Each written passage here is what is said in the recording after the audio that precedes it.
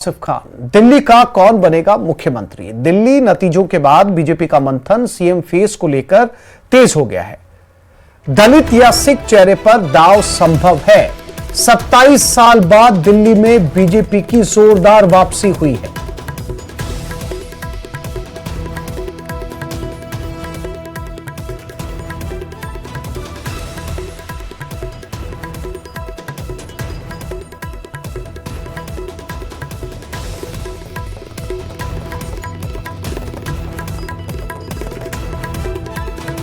दिल्ली में अब मुख्यमंत्री कौन बनेगा, इसको लेकर जद्दोजहद शुरू हो गई है।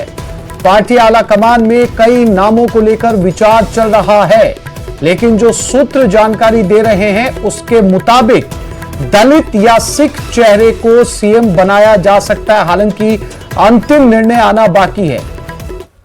27 साल बाद बीजेपी ने दिल्ली में वापसी की है और अब जब 27 साल बाद बीजेपी बहुमत से दिल्ली में लौट आई है, अब सीएम के फेस को लेकर कवायद शुरू कर दी गई है।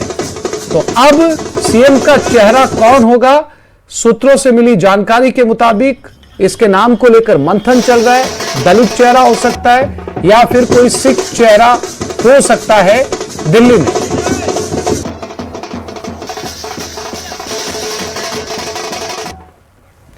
दिल्ली विधानसभा चुनाव में भाजपा की जीत पर प्रदेश भाजपा में भी जश्न का माहौल है। वहीं बीजेपी की जीत पर भाजपा नेताओं की प्रतिक्रिया सामने आई है।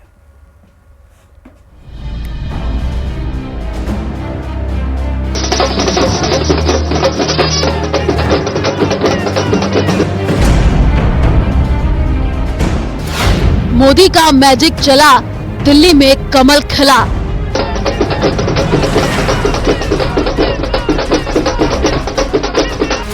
ऐतिहासिक जीत से गदगद हुई भजनलाल सरकार।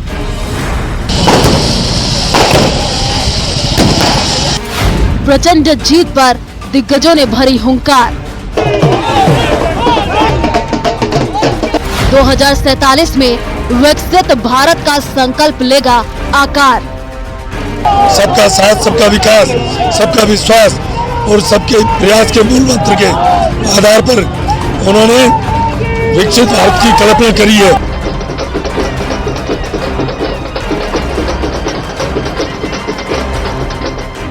बीजेपी के प्रदेश प्रभारी राधा मोहन दास अग्रवाल ने दिल्ली के चुनाव परिणाम पर अपनी प्रतिक्रिया दी। अरविंद केजरीवाल और मनीष सिसोदिया की हार पर राधा मोहन दास अग्रवाल ने कहा कि झूठ के दम पर ज्यादा दिन तक सरकार नहीं टिक सकती है। राधा मोहन दास अग्रवाल ने कहा कि जनता ने तय कर लिया और उनके बयान का जवाब भी दे दिया है। क्या होता है कि एक सीमा के बाद झूठ, छल, कपट, धूर्तता, बेईमानी, दुष्टता एक सीमा के बाद नागरिक बर्दाश्त नहीं कर पाते हैं। पिछले 11-12 सालों से यह व्यक्ति दिल्ली के नागरिकों को सिर्फ धोखा दे रहा था, सिर्फ झूठ बोल रहा था, सिर्फ मूर्ख बना रहा था। दिल्ली विधानसभा चुनाव में बीजेपी को 27 साल के लंबे इंतजार के बाद मिली जीत पर पार्टी के कार्यकर्ताओं में उत्साह है। ऐतिहासिक जीत होने पर अजमेर में बीजेपी कार्यकर्ताओं ने आतिशबाजी की।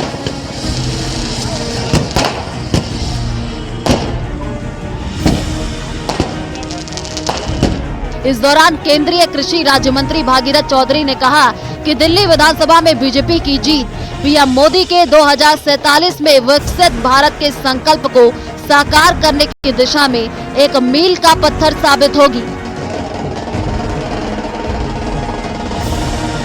उन्होंने कहा कि दिल्ली में आम आदमी पार्टी ने अपने शासन में भ्रष्टाचार को बढ़ावा दिया और आम लोगों की सुविधाओं को दरकिनार रखा।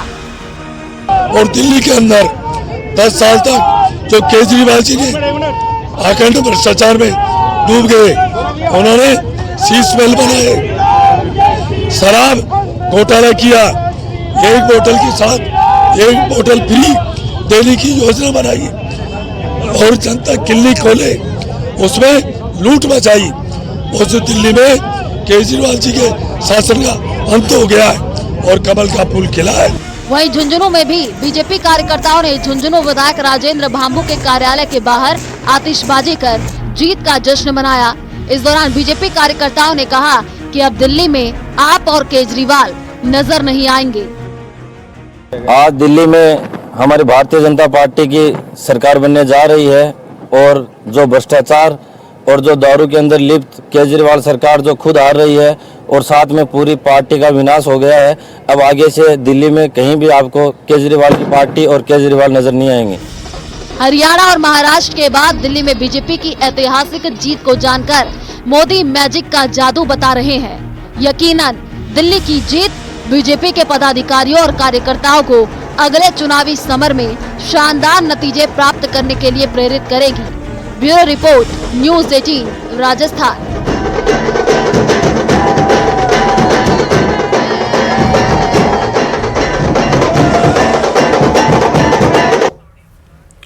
प्रयागराज में चल रहे महाकुंभ में 8 फरवरी को मुख्यमंत्री भजनलाल शर्मा दूसरी बार महाकुंभ पहुंचे। मुख्यमंत्री भजनलाल शर्मा की अध्यक्षता में हुई कैबिनेट की बैठक में 4 बड़े फैसलों पर मुहर लगाई गई। इस रिपोर्ट में देखिए।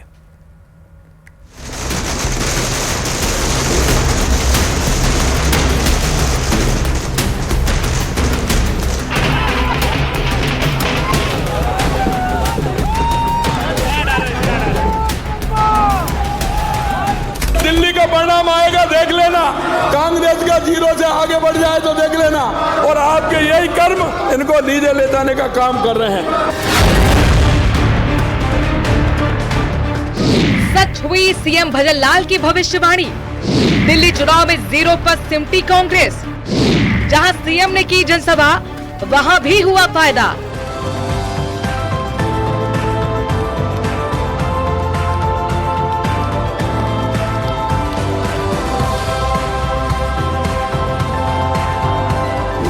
चौबीस घंटे में एक बार जुबा पर मां सरस्वती के विराजमान होने की बात कही जाती है।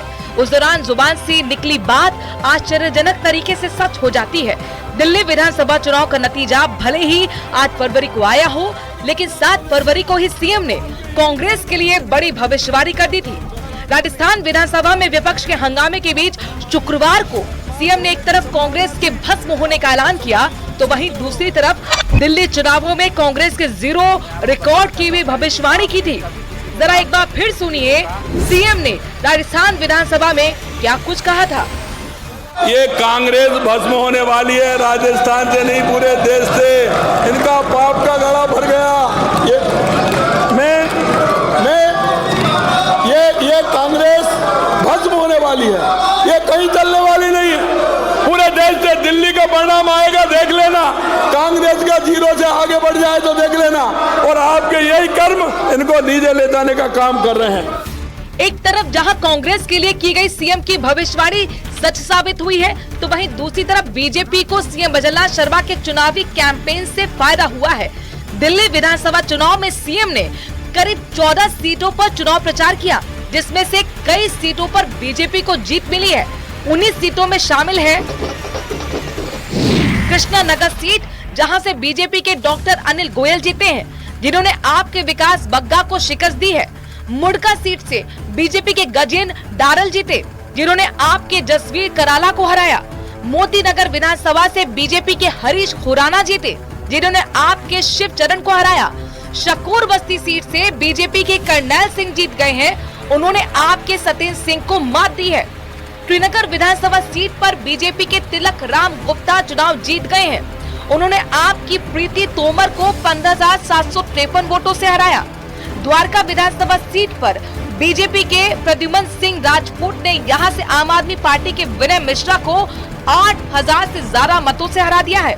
शालीमार बाग से बीजेपी की रेखा गुप्ता जीती हैं, जिन्होंने आम आदमी पार्टी की वंदना गुप्ता को हराया है। बहरहाल दिल्ली में बीजेपी का 27 साल का सूखा खत्म हो गया है और दिल्ली में कमल खिल रहा है। Bureau report, news 18 Rajasthan.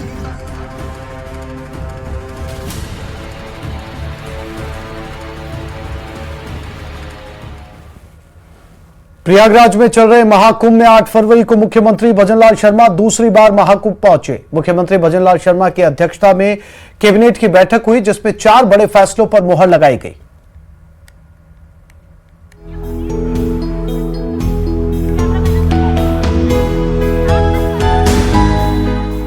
Mahakumbh दुनिया का सबसे बड़ा आध्यात्मिक और सांस्कृतिक आयोजन, जहां आम से लेकर खास तक पुण्य की डुबकी लगाता नजर आता है, अपने आप को सौभाग्यशाली बताता सुना जाता है।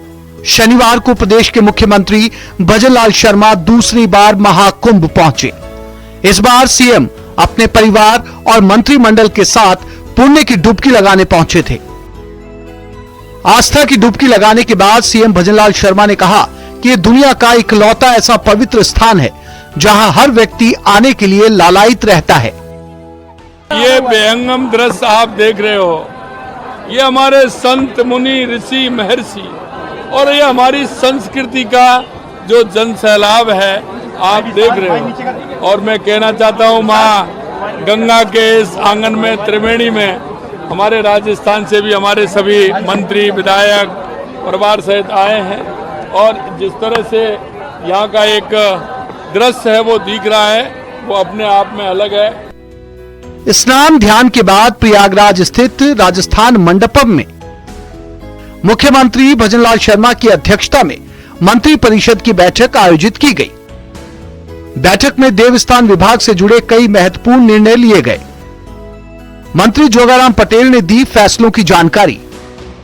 कैबिनेट ने 4 बड़े फैसलों पर लगाई मुहर। मंदिरों की भोगराग की राशि की गई दोगुनी। 7,500 रुपए किया पुजारियों का मानदेय। आज से पहले जो हमारी मंदिरों में पूजा करते हैं उन पुजारियों को 5,000 रुपए मिलते थे। आज कैबिनेट ने निर्णय लिया, आदरणीय यशस्वी मुख्यमंत्री जी ने निर्णय लिया है, इसको 7,500 रुपए करेंगे। मंदिरों के जीर्णोद्धार के लिए 101 करोड़ रुपए खर्च किए जाएंगे। प्रदेश के बाहर के मंदिरों के जीर्णोद्धार पर 25 करोड़ रुपए खर्च होंगे। हमारे जितने भी मंदिर हैं अनेक कारणों से उसमें जीर्णोद्धार नहीं हुआ, मरम्मत नहीं हुई, रंग रोगन नहीं हुआ, तो आज हमने 101 करोड़ रुपए मंदिरों के जीर्णोद्धार के लिए, जो भी हमारे राजस्थान के अंदर मंदिर है उनके जीर्णोद्धार के लिए लगाएंगे। ये पहला अवसर है जब राजस्थान सरकार के कैबिनेट की बैठक प्रयागराज में आयोजित की गई। Bureau report, news 18 Rajasthan.